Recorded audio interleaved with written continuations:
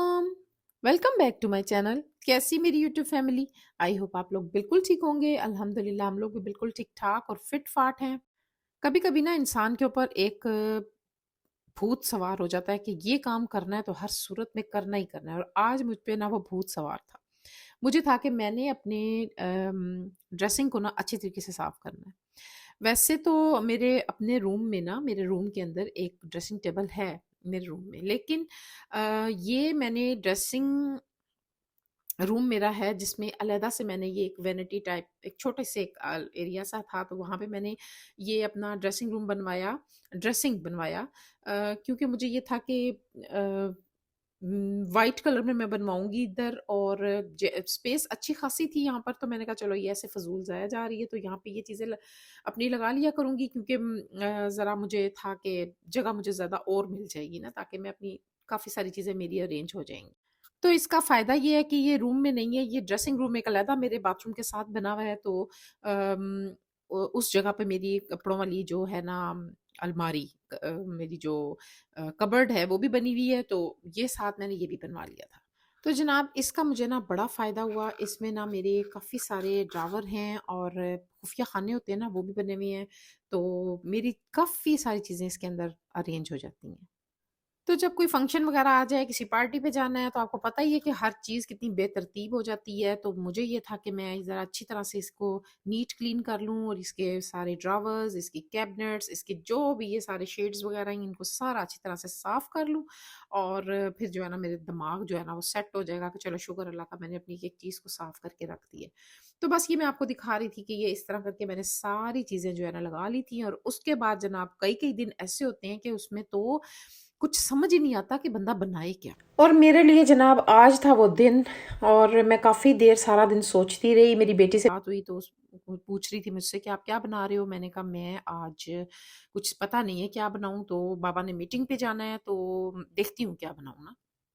जुरेज़ यार बोल रहा है कि मैंने पुलाव खाना है, और मेरा पुलाव खाने को दिल नहीं है, तो देखते हैं क्या बनाएँ। ख़ैर काफ़ी देर सोच-सोच के तकरीबन 7 बजे के करीब मुझे समझ आई कि मैं ऐसा करती हूँ कि चिकन पड़ा हुआ है, उसके पीसेस करती हूँ और आज माशी दाल चिकन बना लेती हूँ।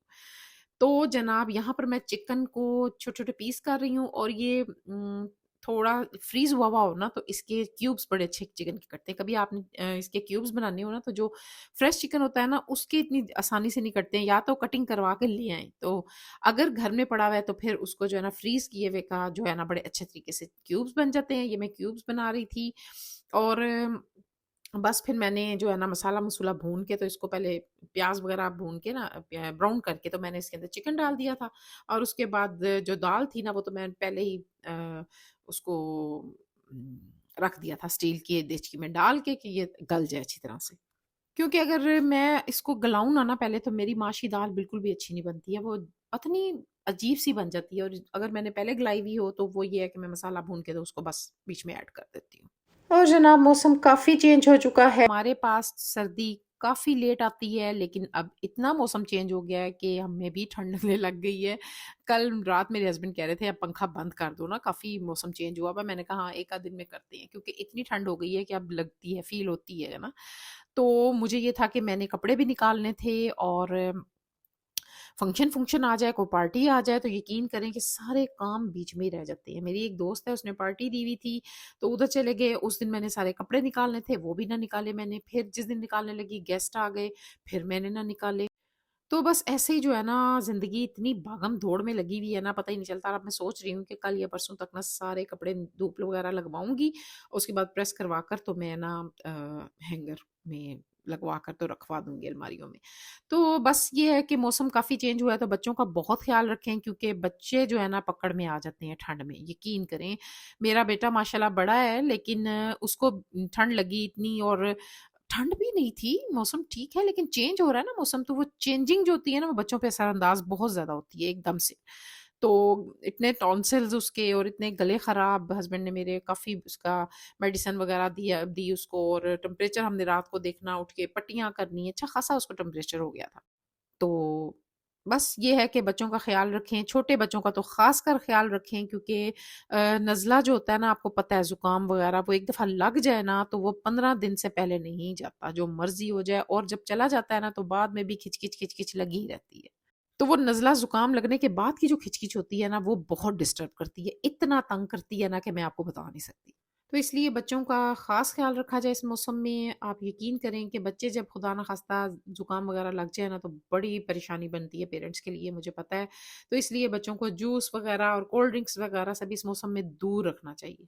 आप खुद ही सोचें ना कि जिस टाइम मौसम चेंज होता है तो हमारे जो है ना, कभी बाजू में दर्द, कभी कहीं दर्द, कभी कुछ जिस्म जैसे-जैसे थकावट, तो सोचिए बच्चे तो फूल जैसे होते हैं, तो बच्चों को कितनी की एकदम से अटैक कर सकता है ये मौसम। इसलिए आप बच्चों का ख़ास ख़्याल रखें इस मौसम में।